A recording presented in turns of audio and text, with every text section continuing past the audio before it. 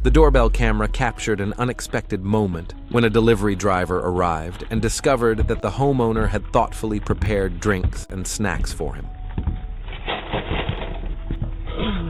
He tossed the package onto the front porch and snapped a photo to confirm the delivery. Then, he eagerly walked up and took the small gifts for himself. However, what happened next will definitely surprise you.